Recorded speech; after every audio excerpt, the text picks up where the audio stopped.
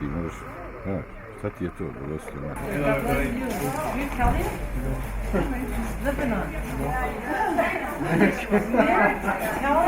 No, from Puerto Rico. My family's from the island. Okay. And this is a community, but it's also our home. We live here, so I'd like to welcome you all to our home. You know, this is everything you see here. We've done it. You know, starting off with this room, the guys before us have come, and everything that we do in the house, we do ourselves. You know, this is something that Elvira has instilled into us. To work for ourselves, to do things with our own hands. Elvira is this little nun right here in the picture. She started this community 30 years ago, and when she was 19 years old, she entered into a convent. And when she entered into the convent, you know, it was at the time where in Italy there was a bad epidemic, a bad drug epidemic. You know, heroin was taking over. And she saw the guys on the streets, and she felt it in her heart to help these guys. You know, she started praying. And then she went to her superiors, and she asked if there was anything she can do for them. You know, and her superiors of this convent looked at her, and they told her, you know, you have a third grade education. What do you know about these people? What do you know about trade? You know, and she kept asking periodically. After 10 years, they finally gave her a house in North Italy in Saluzzo. The house was in shambles. You know, they gave her keys to a house she didn't even need keys for. You know, the doors were coming off the hinges, parts of the roof were gone. You know, we have a little joke, we say that there was more grass on the inside than there was on the outside. And that's basically how it was, you know. In the beginning, it was rough. You know, she went out in the streets herself, a little tiny nun about this tall, and she went and got 15 guys to come live with her. You know, and she had nothing to offer them. All she had to offer them was herself, you know. But she made a deal with God in the beginning. You know, she told God, she was like, you know, I have nothing to give them, so you have to provide for them. You have to provide for them with the food they're going to eat, the clothes they're going to wear, you know, and I'll teach them what it means to love themselves again. You know, she made a deal with God, and she decided to live off of providence. You know, providence, I'll explain a little bit. We don't go to the store, we don't buy food when we need food. We don't go to the store and buy a pair of shoes when we need shoes. You know, we pray for these things. And providence is, you know, some houses have gardens where they grow. They have animals for food, or, you know, cows for milk, chickens for eggs, you know. And then there's people that bring providence also. People that, you know, out of the goodwill of their hearts, they bring us stuff. They think that we need it, and they bring it to us. They think of us. You know, and the reason why she wanted us to live off of providence was because, you know, it's not like people didn't offer her money. The parents of the guys that entered offered her money. You know, and she said no to the parents right away. She said no because we had done so much wrong to them already. How could she ask more? You know? And then there was also the state of Italy that wanted to give her money for every man that entered. And she said no to the state of Italy because she didn't want us to depend on the state. She didn't want to have to conform to their rules if they decided to change anything. You know, and from there on, she made that deal with God for Him to provide with us, and that's how we started. You know, just off of a little woman's prayer. You know, and you know, in the beginning of the community, we weren't asked to pray. You know, Elvira learned from us as we learned from her. She knew nothing about the drug addicts. You know, her dad was an alcoholic, but she knew it just by living with him. And in the beginning, like I said, she didn't ask us to pray, but the guys all seen her going into the chapel every day. You know, they seen her strength. She was always happy, always smiling. You know, if you know Elvira, you know, her aura. You know, when she enters a room, everybody smiles. And if you're not smiling, she'll walk up to you and smack you in the face and make you smile. And that's just how she is. You know, she's just got this aura, this spunkiness to her, you know, that she just provides, she brings to everybody, you know. And our community was founded 30 years ago in that little house, and we started doing everything. We started fixing up the house, and she started learning from us. And now Providence has given us 60 houses all over the world. You know, we also have mission houses in South America, and also there's one in Liberia, in Africa. The community's grown a lot. You know, things have changed, but some things are still the same. Also, through the community, guys have entered for drug addictions, plenty of different things that have now become priests. We have 6 priests of our community. Guys like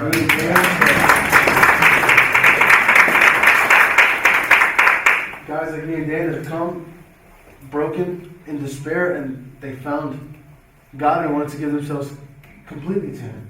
We also have over 40 nuns, I think it is, of over 40 nuns of our community. And I think up here I picked every single one of them out by hand because they're all about this tall. Like she saw everyone. And that's basically it. I'll go more into the community as I tell you about my life. I entered community because I was a drug addict. I reached a point in my life where, it was desperation, rock bottom, if you want to call it. But I feel it's important to say that the drugs wasn't my problem. The problem that I had was myself. Growing up, I learned right away that I wasn't comfortable with myself. I wasn't confident. I had a lot of insecurities, but I didn't want to show it. The world taught me that a man is a tough guy. A man doesn't cry. A man doesn't do all these things. So I always had the hard face. I didn't want to conform to show that I'm weak. And my dad was also an alcoholic. But he was also a good father. He came to all my basketball games. He did everything that a father should do.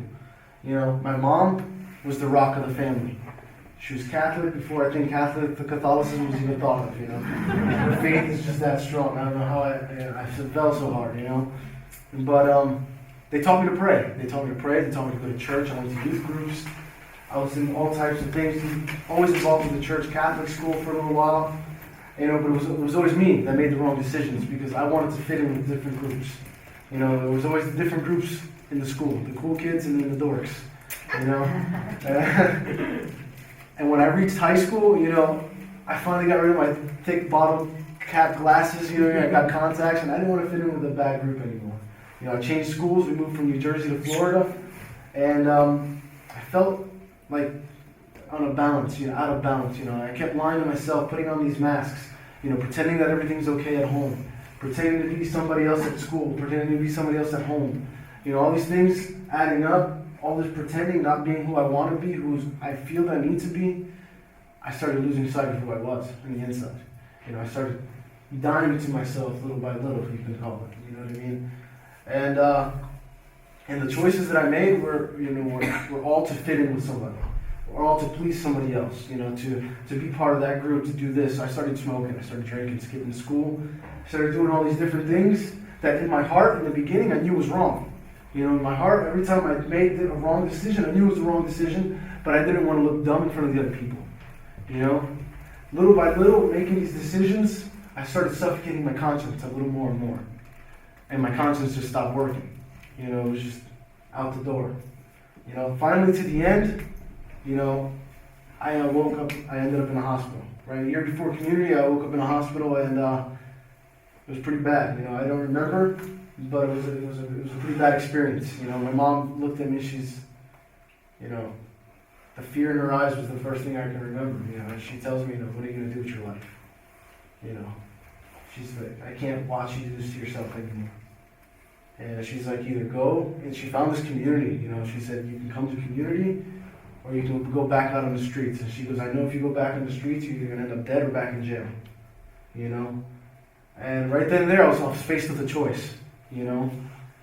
But I made the right decision for the wrong reasons in the beginning. I did it for her.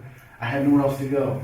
I didn't want to go back to jail. All these things went through my mind, so I was like, all right, I'll go for a couple weeks. I'll get off the drugs and I'll leave. I entered, and the first thing they do when you enter is they put you with a guardian angel. A guardian angel is not a guardian or an angel. It's just another drug addict that has a little more time in the community, that knows what we live, and he shows you the way. Because when you come to community, first thing you do is you renounce a lot of things. We have a TV here, but we can't watch it whenever we want to. What I mean? We watch a movie every couple of weeks. So most of the time it's like a cartoon or something. And, there's no music. No secular music. There's no cell phones. No newspaper. All the things that we were used to on the outside, our freedoms, we lost, and it's to show us a new appreciation for things, because it's more simple. It's a simple life, you can say. And when you come here, it's taking you out of this other world that you knew. So it's good to have somebody that shows you the way. So for the first 30 days, you're put with this guardian angel, and my guardian angel was the perfect person for me. I entered community. I was very hard-headed. I thought I was a tough guy. I grew up in a way where I used violence to manipulate people. I used violence to make people afraid of me so that they wouldn't try to tell me what's wrong with me, or they wouldn't say anything to me in a way where I didn't like it. But my guardian angel had arms the size of my head. You know what I mean? And he wasn't afraid of me, and he would never back down, which was something good. He always took the strength to tell me the truth about myself. He told me that as tough as I looked, I was just a big baby. He told me lots of things that I was selfish. All these things that I didn't want to hear. A lot of these things that made me angry, but they made me angry because it was true. And he was, in the beginning, he was my best friend, but I didn't see it. I didn't see the friendship in the way he was being my friend. But I remember also I entered community in a little withdrawing from the drugs.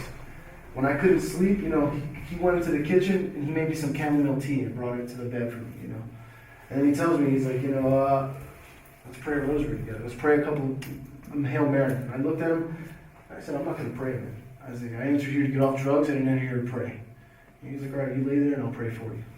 Those are the first memories of my guardian angel. That's when I started getting confused. Because I'm like, who is this guy? And he's praying for me right now, but yesterday he was telling me I'm a baby, what I mean? I started getting confused. I didn't know what real friendship was. He was being the example of what real friendship is. We live in the truth here. We do things and we try to awaken our consciences. We do things to help us see that we need to be in the truth. We need to say the truth. A lot of things that we do is practice for that. We do this thing called condivision, which is actually a word in Italian that means sharing. When we share, we get up in the chapel and we read the gospel or the reading, and then we share just like on a phrase, something that touches us. But then we have to relate it to our time that we're living now. It sounds a little weird, but then we talk about our life. We talk about what we're living in community, our friendships, all these different things. And then at the end, we share our compromises. And the compromise is something so small. It's trivial at the end of the day. You know what I mean? It's like we walked into the kitchen, we saw a piece of chocolate, we grabbed it, and we ate it. But the thing is, when you grab that piece of chocolate, you look both ways. You know what I mean? And then you eat it. Because in your heart that's wrong. But the thing is, we do this, and then we say, I'm sorry in the chapel. We say, I'm sorry in front of everybody. And we do that to awaken our consciences. Because now, after saying I'm sorry for all these little things, when I go to grab it, I think about it twice. I'm like, oh, I know I'm in compromise. And then when I'm in compromise, also, it's harder for me to look my brothers in the eyes. And it's harder for me to be the person that I need to be free. It's crazy how it works. When I entered, I had none of this. I did everything the wrong way. My first 15 months in community, if there was a rule book, there is no rule book, but if there was, I broke every rule that was in there. And the biggest thing was I didn't want to pray. The hardest thing for me was the prayer, because I felt like God had abandoned me. I went to youth groups, I did all these things. My mom took me to church all the time, and I fell hard. I fell hard and far, and I felt like if there was a God, He didn't care. So I found prayer in a way that was kind of mind-baffling, Because in the beginning, I went into the chapel for one reason, to play basketball. Because they said if I didn't go in, I couldn't play. So I went in. I was on my knees. I was in the back in the corner. I remember in the beginning looking around at the guys. We pray the rosary at 6 o'clock in the morning. We get up at 6. First thing we do is we pray a rosary. Elvira says it's more important to feed our souls than it is to feed our body.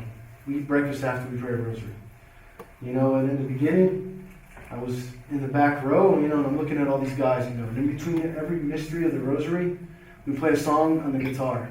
And at 6 o'clock in the morning, they're screaming at the top of their lungs these songs. And I'm looking around at these guys, and I really didn't think they were drug addicts like me. I really didn't think that they had the lifestyle that I had. Because I saw them happy. I saw them free in a lot of many ways. But it was my judgments that kept me like this. And I would just sit there in silence. I would sit there and just think. And I remember all the things that I did bad, all the people I hurt. One thing that hurt me a lot was that I couldn't remember my nephew's birthday. That one kind of get home. You know, it was like I had him there for so long. My sister lived around the corner from me. You know, but I never took the time for it. You know, and I started thinking about it when I didn't have him. You know, and these things were starting to add up, and I would just get angry in the chapel. And the responsible, his name's Albino. He's got 22 years in the community. His wife was at our house one day, and we had a mass. And it was a particular week. You know, we had a week where there were some Franciscan friars that stood a week with us. You know, so every single day we were in the chapel about all day long. You know, I was going nuts. And she looks at me, I'm angry. You know, I was livid. You know, my fist was clenched, and basically white knuckles. And I'm just sitting there. She called me into the office, you know. And she talked to me in a lot of ways that my mom would have talked to me. You know what I mean? And I was only about that much honest with her. All I told her was that I'm angry at God. You know, and she told me, she's like, I got something I want you to try. She was going to chapel by herself, opened the tabernacle, and she goes, tell him exactly what you feel. Tell him you hate him. She goes, tell him, curse at him if you have to. Tell him everything that you feel. You know, first I thought she was a little crazy. You know? But I tried. You know, I tried because, you know, she kind of touched my heart when she spoke to me. You know, and I told her I'd try for her. And I went into the chapel and I tried. You know, I went into the chapel with a mindset of yelling at God, arguing with him, telling him exactly how I feel, and then washing my hands with him. You know, but I went in the chapel and what I did was open up a dialogue between me and God that had been severed by my own hands. You know, and that was the beginning of my prayer life. My prayer life started as an argument. You know, and as time went on, in those 15 months in Florida, the prayer changed. It went from arguing to asking for a little bit of help throughout the day.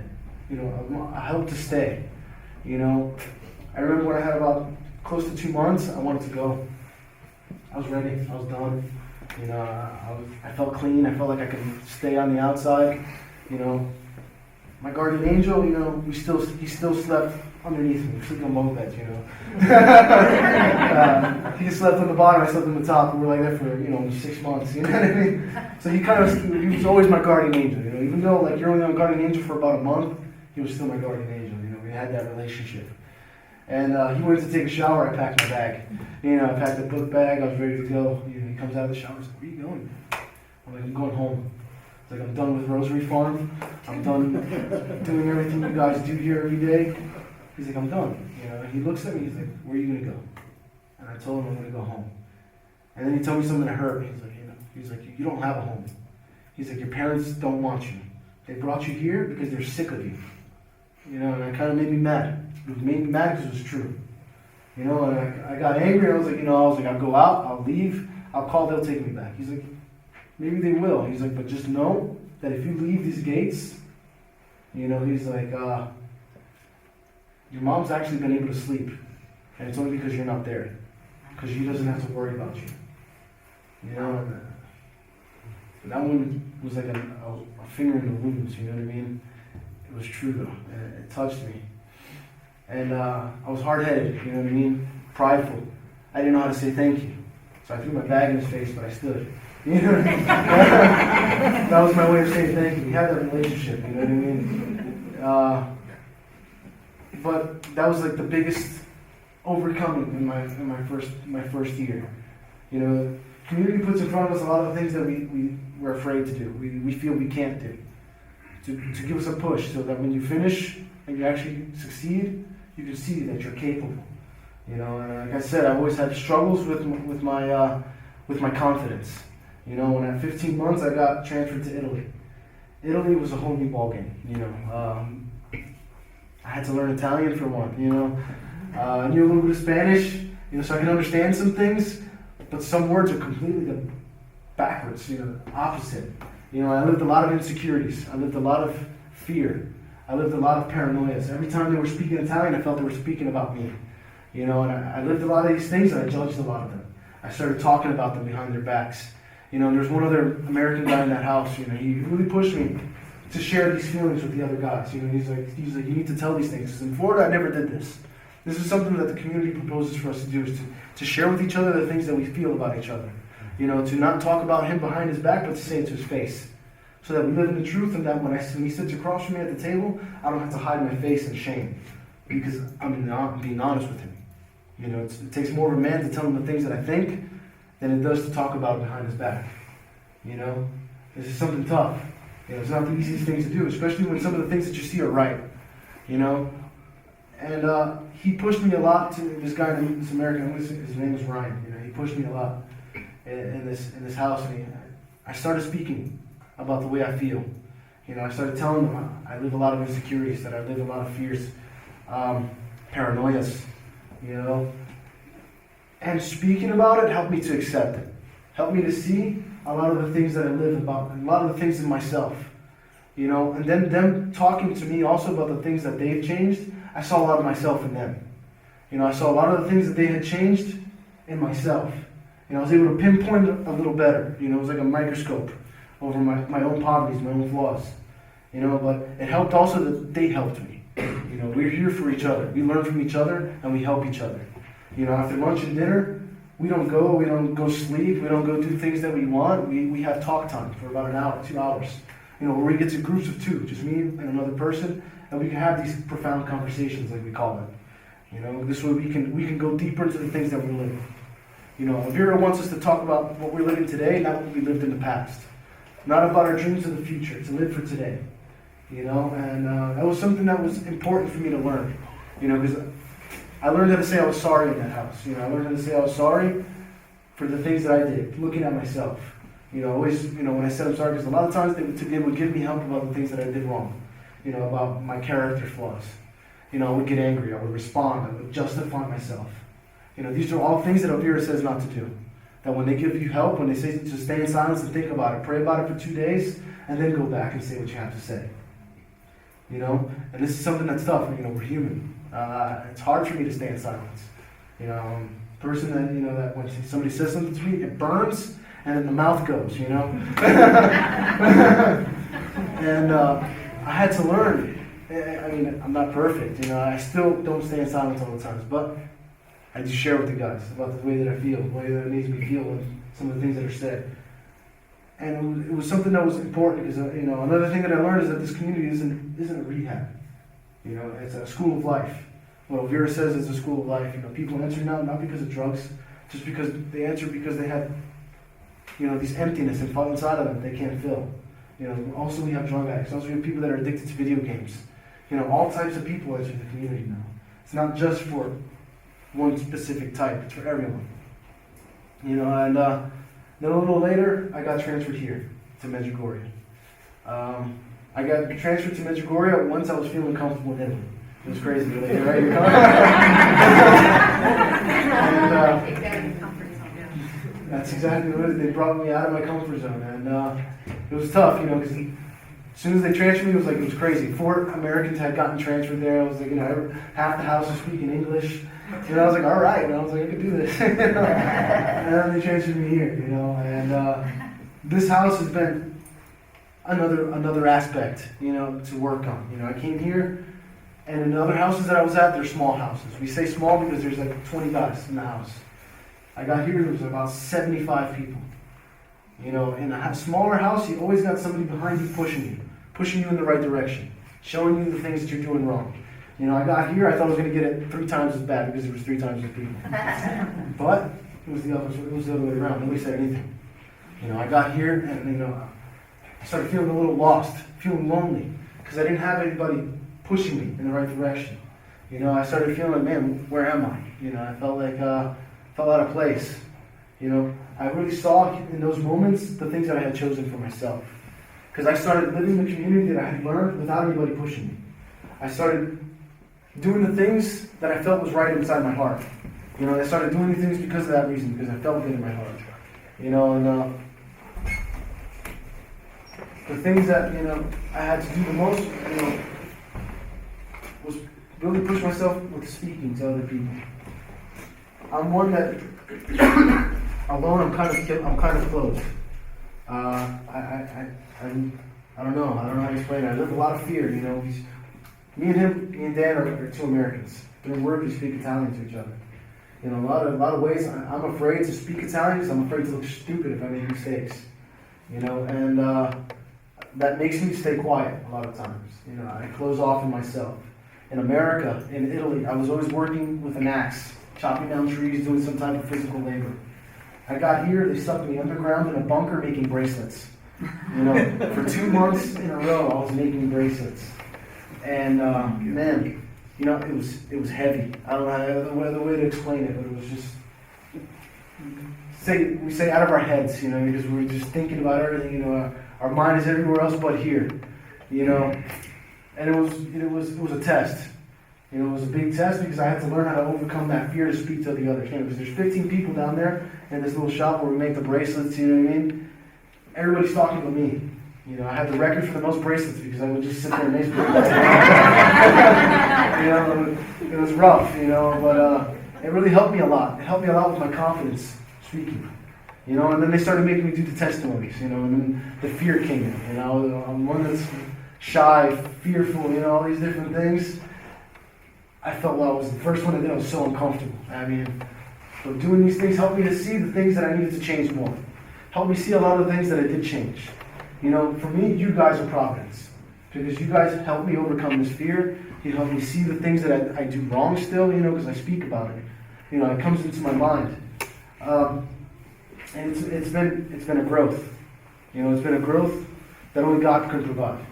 I spoke of a lot of the things that the community does, but it's important for me to say that the community works because God is the center of our community. In this house, I really learned how to pray. I thought I knew how to pray before, Then I came here and I found something totally different, when it comes to the prayer. I found a prayer that's alive. I found a prayer that is not just the words that I speak in the chapel. It's not just when I'm sitting before the Eucharist on my knees, and praying. But that's just the beginning. I start off my day there. But then I like to, we say in communities, what does it mean if you go into the chapel every morning, you pray before the Eucharist, and when you leave those walls, it dies. You start talking bad about people. You're doing all these different things. You're not helping your brother. These are the things that I live now. I think about these things. These are things that I want to do because my family was a family that argued a lot.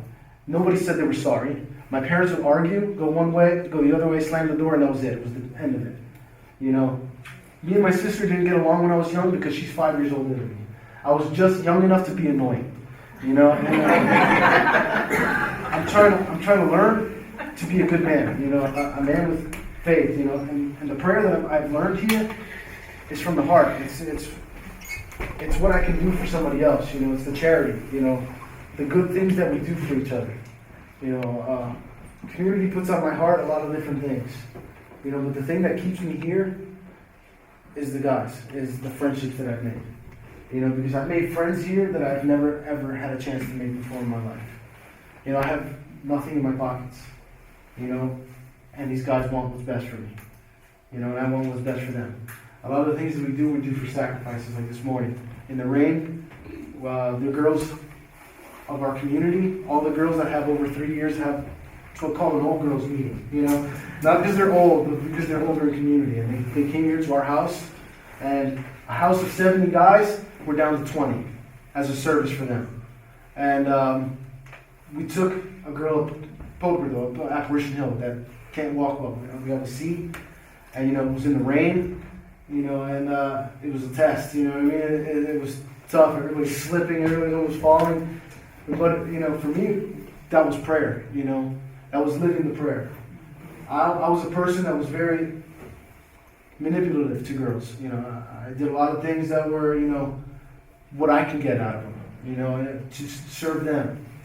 This is how I'm changing my life. Changing my life through a prayer of service. And the prayer is the thing that works. The prayer is the thing that's changed my life. That's made me see who I am. So I thank you for your time, and I'm going to let Dan speak. Thank you.